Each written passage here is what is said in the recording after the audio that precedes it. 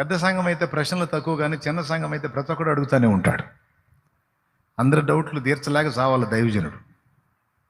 అడిగారు,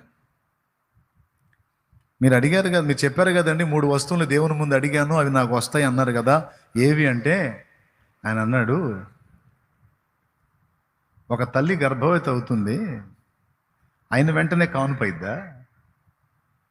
కొన్ని నెలలు గర్భం ధరించాలిగా, లోపల ఆ శిశువు నిర్మాణం పూర్తి కావాలిగా, అయినా కదా ప్రసవం అయ్యేది. అట్లాగే నేను కూడా దేవుని ముందు విశ్వాసాన్ని బట్టి ఆ వస్తువులు గర్భం ధరించాను, తగిన కాలం ముందు కంటాను అని నవ్వుతూ ఆయన మాట్లాడితే విశ్వాసులంతా నవ్వుకుంటా, పాస్టర్ గారు గర్భం ధరించారంట, 3 వస్తువులు గర్భం ధరించారంట అని వెటకారం చేసుకుంటూ వెళ్ళిపోయారు. కరెక్ట్గా ఒక సండే రోజే ఆ వాహనం వచ్చి సంఘం అంతటి ముందు ఆగటం, ఆయన ఏ 3 వస్తువులు అయితే చెప్పాడో, ఆయనకు ఏమాత్రం సంబంధం లేని వ్యక్తులు, పరిచయం లేని వ్యక్తులు, అదే కొత్త పరిచయం చేసుకున్న వ్యక్తులు వచ్చి ఆ 3 వస్తువులు ఆయనకి ఇచ్చి వెళ్ళటం సంఘం చూసి మిన్నకుండిపోయింది.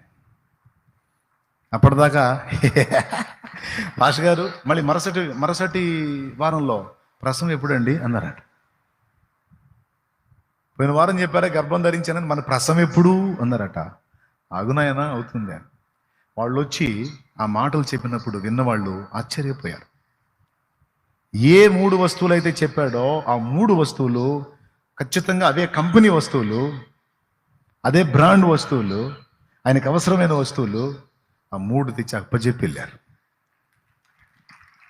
దేవునికి అసాధ్యమైంది ఏముందండి?